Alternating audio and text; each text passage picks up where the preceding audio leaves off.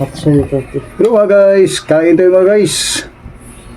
Ang ulam ngayon, talakitok na isda. Ayan.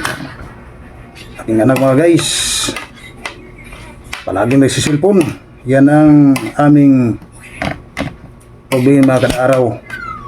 Sige, anak namin, talagang silpon ang silpon. Oh, nagalit pa siya mga guys. Kainan na mga guys. Ang aming pagkain ngayon. Ang nang ipakaroon kong puwan ron. Kain tayo mga guys. Talakitok na isda ang aming pagkain ngayong tanghali. Ang sarap ng sabaw nito mga guys. Pag ito'y luto mo sa sabaw.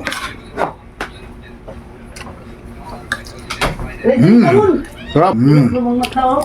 Hindi na ako lang. Sarap. Nilok yung mata. Umagit-nilok sa misa. Yan mga guys.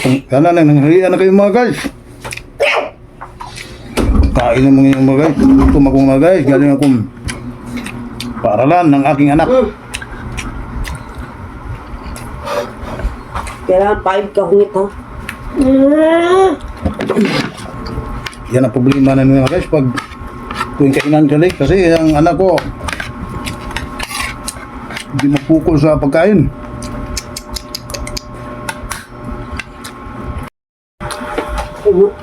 Iba na talaga ang mga bata ngayon. Tapang.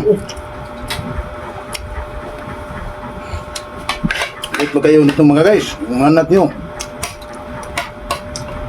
talagang masagot-sagot na.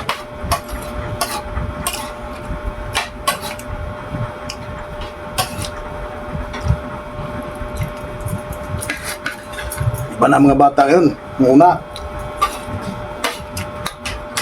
na 7 years old, luto na ta lutuan. Mga bata ngayon, wala na. Hindi marunong magtrabaho. Silpon ang silpon. Sino nakakalit dyan? React lang kayo sa baba.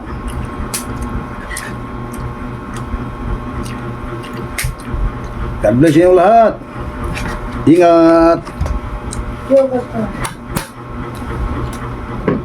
Have a nice day, everyone.